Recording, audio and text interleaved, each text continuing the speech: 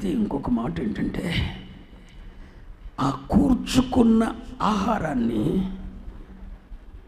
24 అవర్స్లో నువ్వు అనుభవించాలి. షరతు అది ఏంటి మాట్లాడేంటండి.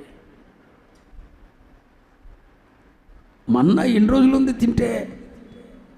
ఒకరోజే ఉంది మన్నా. రెండో రోజు ఉంటే ఏమైంది? కంపు కొట్టింది, పురుగులు పడింది.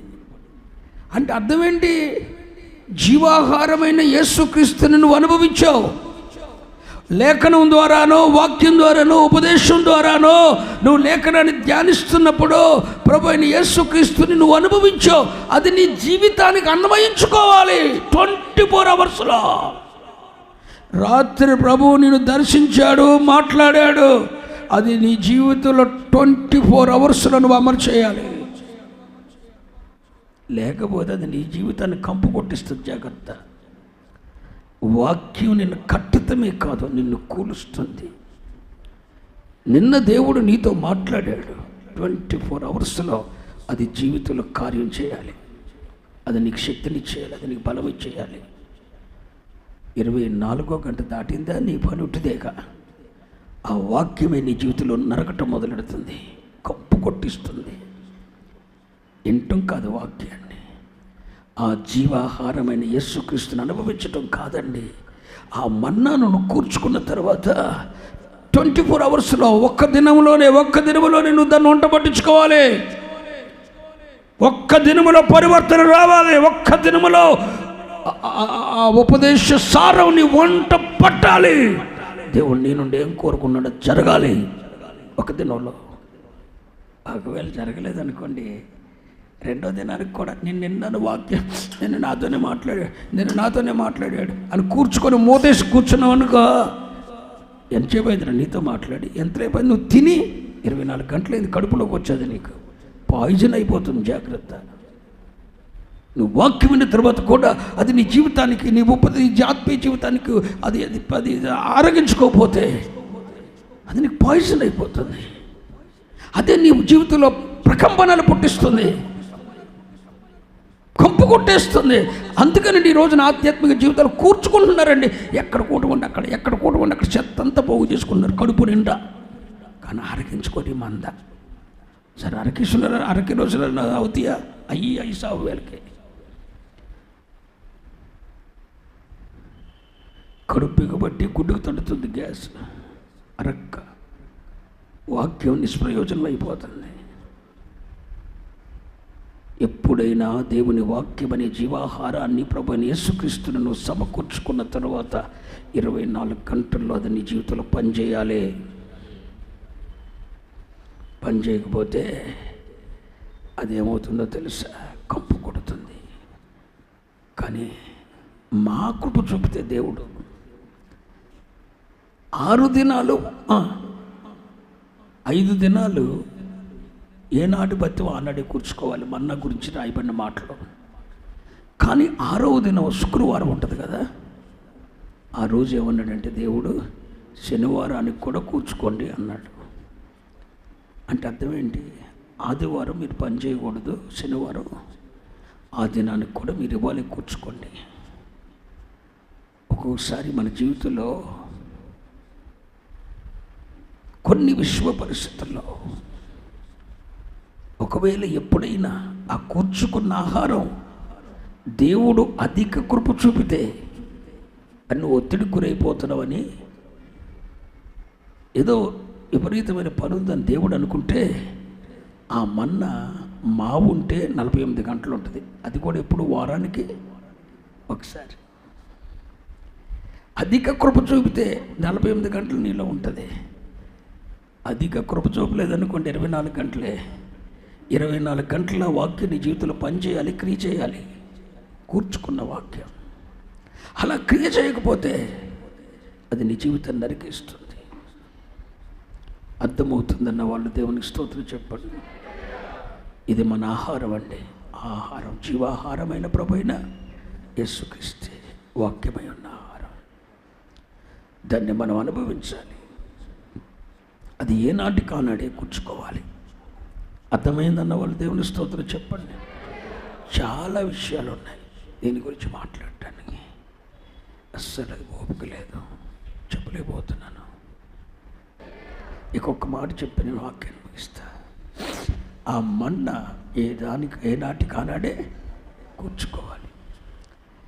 అయితే ఆ మన్న 24 గంటల్లో నువ్వు ఉపయోగించుకోకపోతే అది ఏమవుతుంది చెప్పండి? చెప్పరేంటండి? ఏంటి నా సొంత మాటలు చెప్తున్నా అనుకున్నారేంటి?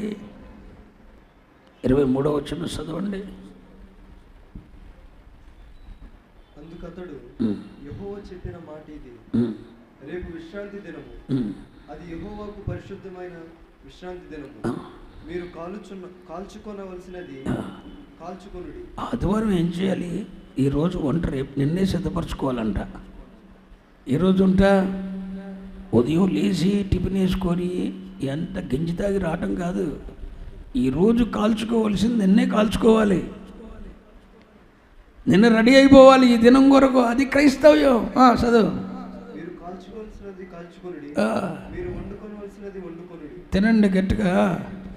ఉదయం వరకు మిగిలినదంతయు మీ కొరకు ఉంచుకొనుడని వారితో చెప్పారు. మోషే ఆజ్ఞాపించినట్లు వారు ఉదయం వరకు దాన్ని ఉంచుకొని అది కంపు కొట్టలేదు. దేవుడు చెప్పినట్టు చేసినప్పుడు అది కంపు కొట్టలేదు, దానికి పురుగు పట్టలేదు. మరి పైకి రండి. 20వ వచనం. అయితే వారు మోషే మాట వెనుక కొందరు ఉదయం వరకు దానిలో కొంచెం మిగిల్చుకొనగా అది పురుగు పట్టి కంపు కొట్టెను. అరే నిన్ను వాక్యం ఇవాళ దాకా మిగిల్చుకున్నాడు వీడు. జీవితంలో నష్టం వచ్చేసింది. నేను నిన్న వాక్యం నీ జీవితంలో ఈరోజు క్రియ చేయాలి. ఈరోజే నిన్నే 24 అవర్స్లో క్రియ చేయాలి, లేకపోతే అది నీ జీవితంలో కంపుకూడదు. జాగ్రత్త. నేను అవసరమైతే భక్తి నుండి వేరు చేస్తుంది. ఆ వాక్యమే నీకు ఇష్టంగా మారిపోద్ది. ఆ వాక్యమే నీకు మరొకలాగా కనపడుద్ది. నిన్న కనపడినంత తేటగా కనపడదు. నిన్న నువ్వు వాక్యం వింటున్నప్పుడు ఎంత స్వచ్ఛంగా ఎంత నీతో దేవుడు మాట్లాడాడో అది నీ జీవితంలో 24 గంటల్లో క్రియ చేయకపోతే అది అంత స్వచ్ఛంగా కనపడదే. అందులో నీకు అనుమానాలు వస్తాయి. మళ్ళీ ఆ వాక్యంలో నీకు అవిశ్వాసం వస్తుంది. అందుకని 24 గంటలు దాన్ని అనుభవించేయాలి. ఇంకా అధిక కృప ఉంటే 48 గంటల్లో జాగ్రత్తగా నువ్వు దాన్ని వాడుకోవాలి. నేను నిన్నదే అంటారు బాబు, నిన్న దేవుడేం వంట చేసిన, కూర్చున్నా, లేచిన, ప్రయాణం చేసిన, అరే దేవుడు ఏం మాట్లాడాడు నాయన, అది నా జీవితం నాకు అనుభవించుకున్నానా అని టెన్షన్ పడాలి. లేకపోతే కంపు కొడుతుంది, అది నీ జీవితంలో నాశనాన్ని కలగజేస్తుంది. ఆఖరికి ఒక మాట చెప్పి నేను వాక్యాన్ని ముగిస్తా. నువ్వు కూర్చుకున్న మన్నా, నువ్వు కూర్చుకున్న జీవాహారమైన యేసుక్రీస్తు, నువ్వు కూర్చుకున్న వాక్యమైన ఆహారం, అది ఎంతటికి చెడిపోకూడదు అని అనుకుంటే ఒక మార్గం ఉంది. చెప్పమంటారా? చైత్య దేవుని స్తోత్రం చెప్పండి. నువ్వు కూర్చుకున్న మన్న ఎన్నటికీ చెడకూడదు, ఎప్పటికీ కంపు కొట్టకూడదు. అది ఎప్పటికీ అలాగే ఉండాలంటే ఏం చేయాలి? దానిని బంగారు పాత్రలోని తీసుకొని ఆ మన్నని ఎక్కడ తేవాలి? బంగారు పాత్రలో పెట్టి మందసపు పెట్టెలో ఉంచాలి. స్తోత్రం చెప్పండి. ఆ బంగారు పాత్ర ఏంటో తెలుసా? శుద్ధి చేయబడిన నిష్కల్మషమైన నీ హృదయం. శుద్ధి చేయబడిన నిష్కల్మషమైన నీ హృదయం, పరిపూర్ణత వైపు అడుగులేస్తున్న నీ హృదయం, ముడత మచ్చ కలంకము అపవిత్రత అట్టిది మరేది లేని నీ మనసు ఆ హృదయంలో చేర్చుకో. బంగారు పాత్ర. మన్నాను తీసుకొని వెళ్ళి బంగారు పాత్రలు పెడితే అది ఎన్నటికీ చెడిపోలేదంటే ఎప్పటికీ చెడిపోలా. 4000 సంవత్సరాల క్రితం పెట్టిన మన్నా ఈ రోజు కూడా అది అలాగే ఉంది, కంపు కొట్టలేదు. తెల్లారితే కంపు కొట్టేది అది, కానీ ఇది బంగారు పాత్రలకు వచ్చిన మన్నా అది ఎన్నటికీ కంపు కొట్టలేదు. ఈ పరికిమాలోడి జీవితంలోకి వెళ్తే వాక్యం కంపు కొడుద్ది. కానీ శుద్ధీకరించబడిన హృదయంలో ఆ వాక్యం ఉంటే ఎన్నటెన్నటికి అది తాజాగానే ఉంటుంది. అందులోండి సార వస్తూనే ఉంటుంది, అందులోండి జీవం పొందుతూనే ఉంటాడు, దాని వలన బ్రతుకుతూనే ఉంటాడు. అందుచేత మన్నా ఎక్కడికి రావాలి? తట్లలో కాదు, బంగారు పాత్రలోనికి రావాలి. ఆ బంగారు పాత్రలకు వచ్చిన మన్నా ఎక్కడ పెట్టాలి? మందసమై ఉన్న క్రీస్తులో పెట్టాలి. ఆ మందసం ప్రభువైన యేసుక్రీస్తే. నీ బంగారు పాత్రలో మన్నా పెట్టుకొని నీ దగ్గరే ఉంటే, ఒక దొంగ ఉన్నాడు. లోకంలో దొంగ ఉన్నాడండి. దొంగతనము, హత్య, నాశనం చేయటానికి వస్తాడు. బంగారు పాత్రను ఉంచుతాడు, ఎత్తుకెళ్ళిపోతాడు. ఆడు కటిక దొంగ. అందుచేత శుద్ధీకరించబడిన హృదయంలో జీవాహారమైన క్రీస్తును, జీవాహారమైన వాక్యాన్ని పెట్టుకొని అది క్రీస్తు అనే మందసములో దాచుకోవాలి. క్రీస్తు చేత కప్పబడాలి. క్రీస్తు నీతినే నీతిగా ధరించి, క్రీస్తు పరిశుద్ధతనే పరిశుద్ధతగా ధరించి, క్రీస్తునే ధరించి మందసమై ఉన్న క్రీస్తులో శుద్ధీకరించబడిన నీ హృదయం, ఆ హృదయములో జీవాహారమైన క్రీస్తును నువ్వు పెట్టుకొని ఆయన నేను ధరించుకొని ఉంటే తప్ప ఆ బంగారు పాత్ర లేకపోతే ఎత్తుకుపోతాడు. ఎవడాడు? దొంగ. నీ బంగారు పాత్రలకు మన్నా వస్తే చెడిపోదు. చెత్త చెదారం ఉన్న నీ హృదయంలో పడితే కంపు కొట్టేస్తుంది. మరి మీలో ఎంతమంది హృదయాలు బంగారు పాత్రలుగా ఉన్నాయి?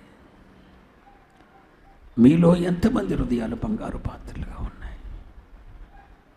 బంగారు పాత్రలుగా ఉన్నాయి చెప్పండి. మన్నా ఎన్నటికీ చెడకూడదంటే అది బంగారు పాత్రలో ఉండాలి. ఆ బంగారు పాత్ర శుద్ధీకరించబడిన నీ హృదయం. Praise the lord. కల్మషం లేని నీ హృదయం, పవిత్రపరచబడిన నీ హృదయం, దానిలో మన్నా ఉంటే ఎన్నటికీ పాడవదండి. రోజు రోజుకి తాజా అనిపిస్తుందండి, రోజు రోజుకి జీవాన్ని ఇస్తుందండి, రోజు రోజుకి బలాన్ని ఇస్తుందండి, రోజు రోజుకు నూతన శక్తిని ఇస్తుందండి, జీవింపజేస్తుందండి. ఇట్టి మన్నా ప్రభువైన యేసుక్రీస్తు. దేవునికి స్తోత్రం.